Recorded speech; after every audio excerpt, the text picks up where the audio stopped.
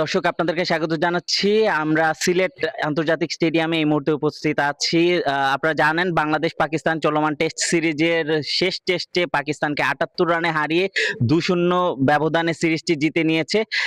এই টেস্টে বাংলাদেশের মানসিকতার একটা পরিবর্তন দেখেছি। গতকাল চতুর্থ দিনে যেভাবে রিজওয়ানকে স্লেজিং করছিলেন শান্ত, লিটন এবং ঢাকা টেস্টে যেভাবে ডমিনেট করেছে পাকিস্তানকে, এছাড়াও ঘরোয়া ক্রিকেট বা সবকিছু মিলিয়ে বাংলাদেশের ক্রিকেটের কি পরিবর্তন এসেছে না এসেছে সবকিছু মিলিয়ে আমরা কথা বলবো। এই মুহূর্তে আমাদের সঙ্গে যুক্ত আছেন বিডি নিউজের ক্রীড়া সম্পাদক আরিফুল ইসলাম রনি। রনি ভাই, আপনাকে স্বাগত জানাচ্ছি। রনি ভাই, কেমন দেখলেন এই পাকিস্তান সিরিজ? না, অসাধারণ। বাংলাদেশ তো আসলে পাকিস্তানকে প্রথমবার হারালো না, পাকিস্তানে গিয়েও হোয়াইট ওয়াশ করে এসেছিল। কিন্তু সেটার ব্যাপারটা ছিল যে ওই সময়টা আমরা কেউ আশা করিনি এরকম। হ্যাঁ, একটা অভাবনীয় একটা ব্যাপার ছিল সেটা। একটা মানে ওটা ছিল একটা আনএক্সপেক্টেড একটা কিছু পেয়ে যাওয়া, যে রোমান্সটা সেটা ছিল। আর এবারের ব্যাপারটা হলো, এবার আমরা আশা করছি যে পাকিস্তানকে বাংলাদেশ হারাবে, যেহেতু পাকিস্তানে গিয়ে হারিয়ে এসেছি, দেশের মাটিতে বাংলাদেশ জিতবে। এটা কিন্তু একটা বাড়তি চাপও, একটা প্রত্যাশার চাপ ছিল। প্লাস হলো যে দলও এখানে একটা চ্যালেঞ্জ নিয়েছিল তারা নিজেরা, সেটা হলো যে আপনার স্পোর্টিং উইকেট বানিয়েছে ঘরের মাঠে। স্পোর্টিং উইকেট বানিয়ে তারপর আবার যেটা হলো যে প্রত্যেক দুটো টেস্ট ম্যাচই বাংলাদেশ টসে হেরেছে, আগে ব্যাট করতে হয়েছে। এখানে সিলেটে ওভারকাস্ট কন্ডিশন ছিল, সবকিছু মিলিয়ে অনেক চ্যালেঞ্জ ছিল এবার। সো সেই প্রত্যাশার চাপকে জয় করে এই চ্যালেঞ্জগুলোকে হারিয়ে শেষ পর্যন্ত বাংলাদেশ জিততে পেরেছে, এটা একটা অসাধারণ ব্যাপার। এবং বাংলাদেশ ক্রিকেট আসলে এখন একটা অসাধারণ সময় আছে। আপনি দেখেন সব ফরম্যাটই বাংলাদেশ এখন সফল হচ্ছে।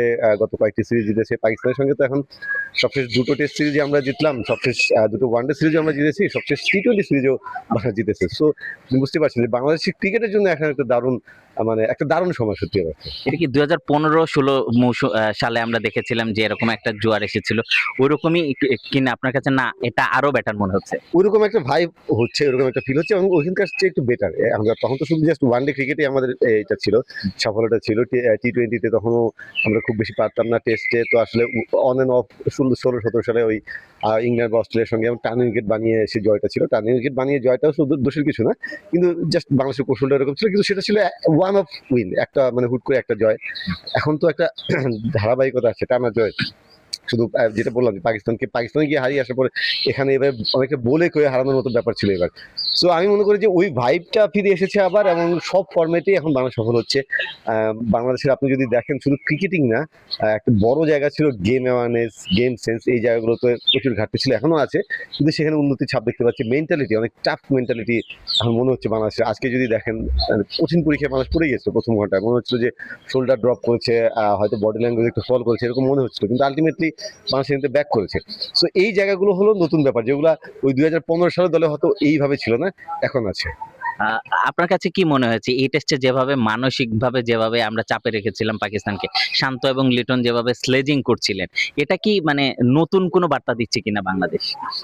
এটা এই দলের একটা বিজ্ঞাপনও বলতে পারেন। হ্যাঁ, বাংলাদেশ যে স্লেজিং আগে করেনি তা নয়, করেছে, কিন্তু সেটা মানে এরকম দাপট দেখিয়ে বা এরকম অথরিটি নিয়ে সেটা খুব কম ছিল। বাংলাদেশ অস্ট্রেলিয়ার সঙ্গে টেস্ট যখন হয়েছে তখনও স্লেজিং করেছে, ইংল্যান্ডের সঙ্গে করেছে, কিন্তু টুকটাক এভাবে কন্টিনিউয়াসলি মানে পারফরমেন্স দিয়েও তাদেরকে প্রেশারে রাখা, প্লাস হলো যে আপনার যে সাইকোলজিক্যাল ব্যাটেলগুলো চলে টেস্ট ক্রিকেটের, এটাই মজা। তো এই ব্যাপারগুলোতেও বাংলাদেশ যে দাপট দেখিয়েছে, এবং টেস্ট ক্রিকেট হলো আসলে সৌর্যের খেলা। টেস্ট ক্রিকেট হলো একদম মনে করেন যে সত্যিকার অর্থে আমরা বলি অভিজাত সংস্করণ, কিন্তু এখানেই সত্যিকার টেস্টটা হয়, আপনার মেন্টালিটি, আপনার স্কিল, এবং লম্বা সময় ধরে।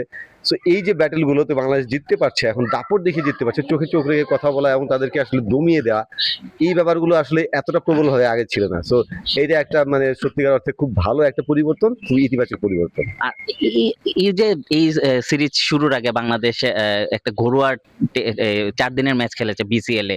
তো এই ব্যাপারগুলো কিন্তু এর আগে নিউজিল্যান্ডের সঙ্গে আমরা দেখেছিলাম যে সদ্য জাতীয় লিগ শেষ করে তার নিউজিল্যান্ডের সঙ্গে খেলেছিল এবং ভালো খেলেছিল। এই যে পরিবর্তনগুলো, আগে কিন্তু এই মানসিক পরিবর্তন বা এই ব্যাপারগুলো চিন্তা করা হতো না। এখন কি বাংলাদেশের ক্রিকেট বোর্ড বা ম্যানেজমেন্ট যারাই এটা পরিচালনা করে, তারাও কি আগের চেয়ে অনেক ম্যাচিউরড হয়েছেন কিনা? এটা ডেফিনেটলি তাদের প্ল্যানিংটা এখন খুব ভালো হচ্ছে। আপনি ফরম্যাট ওয়াইজ তারা খুব ভালো প্ল্যানিং করছে। এই সিজনটা শুরু হওয়ার আগে কিন্তু খুব ভালো আপনার একটা প্রিপারেশন ক্যাম্প হয়েছে, খুব ভালো ফিটনেস ক্যাম্প হয়েছে, তারপর স্কিল ট্রেনিং হয়েছে। আপনি যেটা বলেন যে বিসিএল এর একটা রাউন্ডের খেলা হয়েছে 4 ডে ম্যাচে, যেখানে যারা টেস্ট খেলবে, টেস্ট প্লেয়াররা মূলত তারা খেলেছে, যারা টেস্ট স্পেশালিস্ট। আবার ওয়ান ডে প্লেয়ার বা লিমিটেড ওভার্সের প্লেয়াররা তখন লিমিটেড ওভার প্রিপারেশনে ব্যস্ত ছিল। ওই যে একটা রাউন্ড করা হয়েছে সেটা কিন্তু একটু ঝামেলা ছিল, যে এরপরে আবার ঢাকা লিগ বন্ধ করে ঢাকা লিগ করতে হবে, কিন্তু তারা ন্যাশনাল টিমের প্রিপারেশনের কথা ভেবে এই ঝামেলাটা নিয়েছে বা এই প্ল্যানিং গুলো করেছে।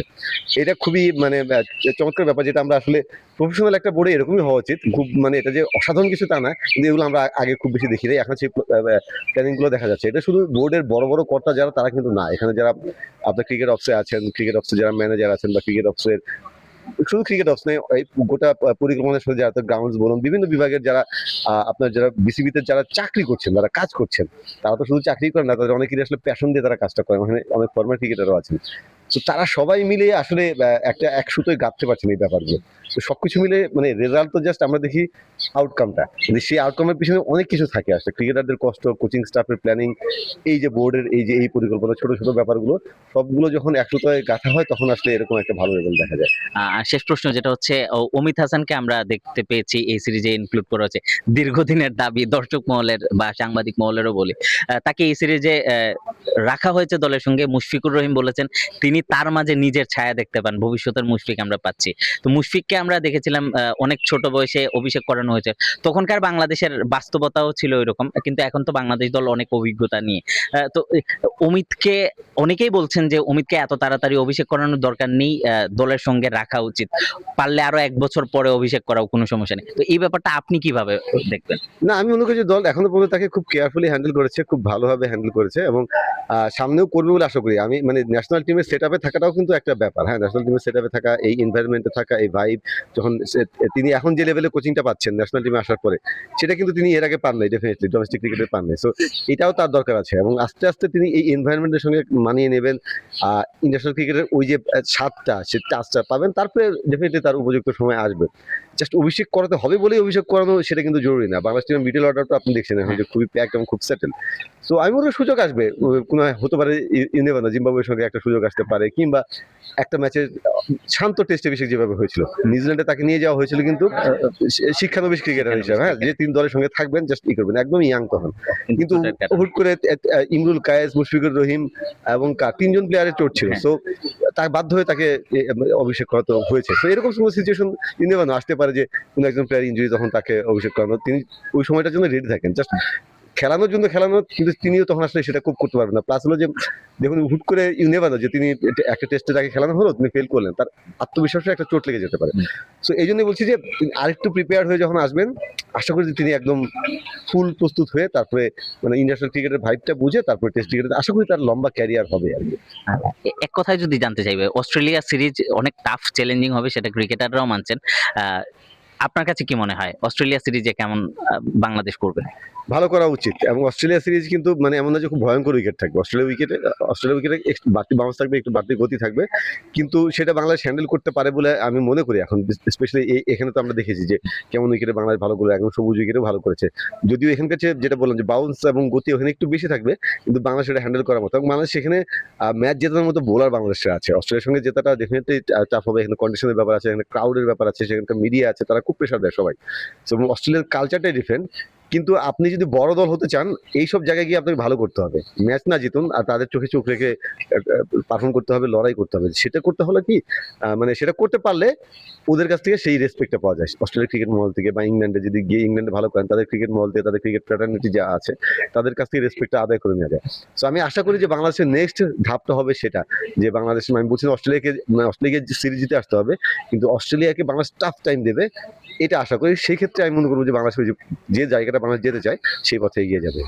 ধন্যবাদ রনি ভাই আপনাকে। দর্শকে শুনছিলাম আমরা রনি ভাইয়ের কাছ থেকে বাংলাদেশ দল, বাংলাদেশ দলের এই মুহূর্তের অবস্থান নিয়ে, এবং আমরা তিনি যেটা প্রত্যাশা করেছেন অস্ট্রেলিয়া সিরিজে গিয়েও বাংলাদেশ ভালো করতে পারে, এক্সট্রা বাউন্স থাকতে পারে, কিন্তু সেগুলো বাংলাদেশ, যে চ্যালেঞ্জগুলো বাংলাদেশের সামনে থাকবে সেগুলো বাংলাদেশের মোকাবেলা করার বা ওভারকাম করার মতো এবিলিটি ইতিমধ্যে তৈরি হয়েছে বলে তিনি মনে করেন। দর্শক, আপনারা কি মনে করেন সেটা জানাবেন কমেন্ট বক্সে।